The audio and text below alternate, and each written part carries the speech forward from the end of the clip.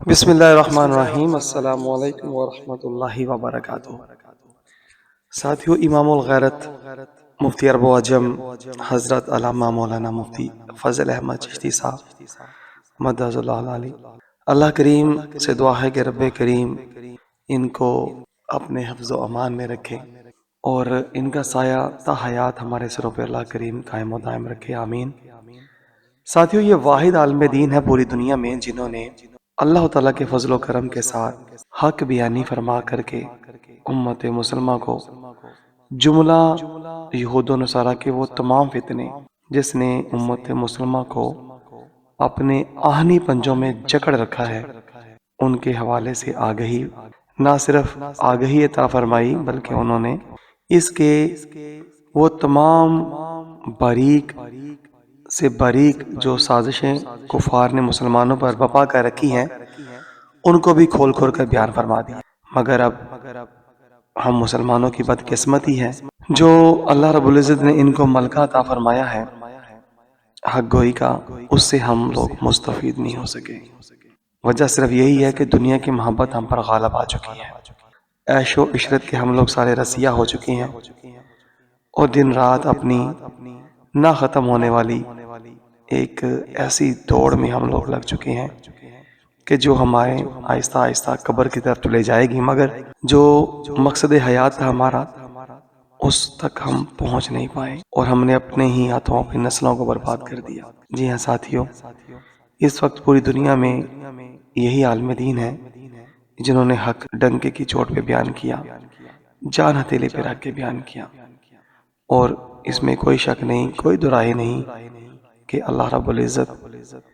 کی خاص تائید و نبی کریم صلی اللہ علیہ وآلہ وسلم کی نگاہ کرم کے ساتھ یہ دین حق کو من و عن جیسے اللہ کے نبی صلی اللہ علیہ وسلم نے ہمیں عطا فرمایا، سارے کا سارا انہوں نے کھول کر بیان کر دیا، اور ان کی انتھک محنت نے دن رات کی تگ و دو اور مطالعے میں ہر وقت متغرق ہونے کے سبب ان کو اللہ رب العزت نے وہ ملکہ عطا فرمایا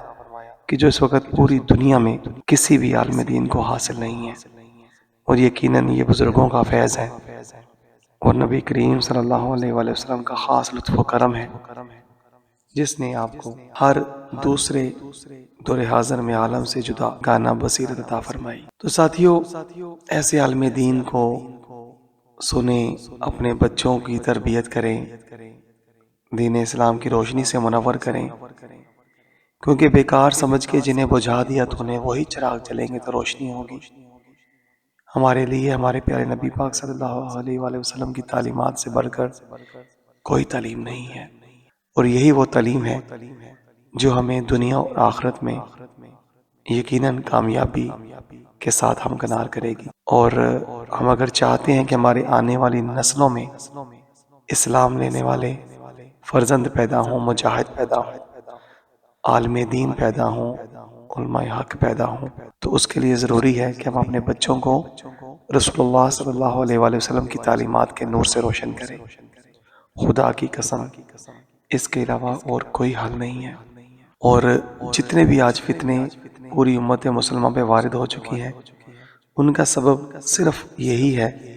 کہ ہم نے احکامات الہیہ سے اپنا منہ موڑ لیا، دامن چھڑا لیا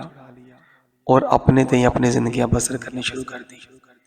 اسی لیے ذلت و رسوائی ہمارا مقدر بنتی چلی گئی۔ اللہ رب العزت سے دعا ہے کہ اللہ کریم ایسے جید عالم دین ہر جگہ، گلی گلی، محلے محلے، کریا کریا، پوری دنیا میں اللہ کریم پیدا فرمائے اور امت مسلمہ کو ان کے ذریعے کافروں کی غلامی سے نجات عطا فرمائے، آمین یا رب العالمین۔ مولاي صل وسلم دائما